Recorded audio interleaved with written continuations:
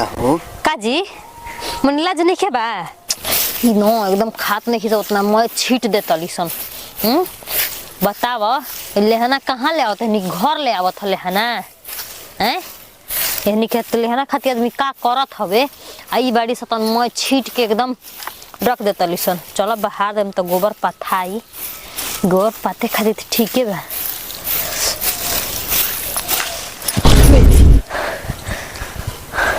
का हो काजी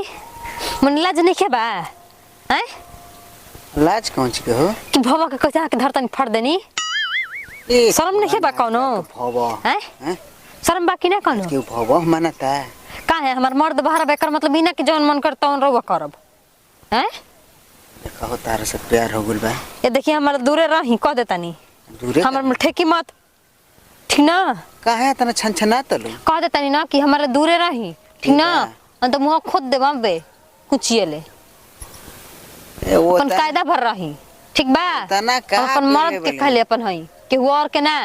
शर्म नहीं खेला गत हैं भावा के छुए में ए सुना छोड़ी हमारा कितना कहते बे ना कि हमारे से बुरा केहू ना होई ठीक ना अब भी अपन मर्द फोन लगा के हम कहता नहीं ए छोड़ा ना जा का तू करेगा हमारे से कहते नहीं वो दूरे रही ठीक ना छोड़ा मरिया हट भैया मैं चल होने जान हट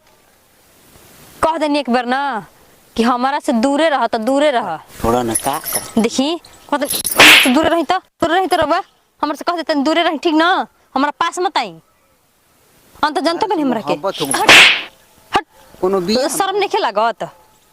कोनो गतर लाज नहीं खेला गत हैं नहीं खी दीदी जी ओकर मतलब ये हो खेला हैं कि रवा के जौन मन करता उन रवा करब मुंह मारा ना तार दीदी हम रवा के मुंह मारतनी रवा जाई त हमर जरी ले जाई चल जाई ठीक मत हमारा लगे सुना जौन कहबो का सुना जौन चल जते जले जौन कहबो तो हमारा के सुजल दूर होखी एकदम आखी सुजल दूर होखी से ले ली हमरे से पैसा पैसा पैसा पर बिकतानी पैसा पर बिकतानी गहना हम हैं? किन दे कोनो हम रखे लखे नहीं का कि पैसा पर बिकब हैं तो सोच तो जन हमारा किना तला जन हमारा के तो किनता तो अपन में हरिया किन के देता तो पैर में हरिया से करता तब न जनती हैं मेहर के तो कब पूछे के नहीं खे नैहर ठेका ल साल भर के मेहरारू हैं तो मेहरारू के पूछे ही के नहीं खे अब तन हमार से पूछे कोनो ला शर्म लगता यही से भागल वाली यही रहनिया से कोनो दूसर रहनिया से नहीं शर्म लगता कोनो गतरी हैं आजकल जमाना में ना भवा या भसुर और ससुर के का आदमी होखेला ये कुछ समझते नहीं खेबा भगवान परंपरा बनैले बड़न लेकिन इंसान कब रहे ना दी परंपरा के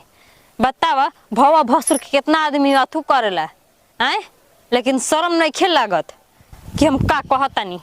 अबे अपन मर्द ना फोन लागे कहनी ना तो फिर से बात का ठीक बा हमहू कहब कि हमरो के लियोले चल संग ही हम एजा ना रहब तार भैया के भाड़ में जास।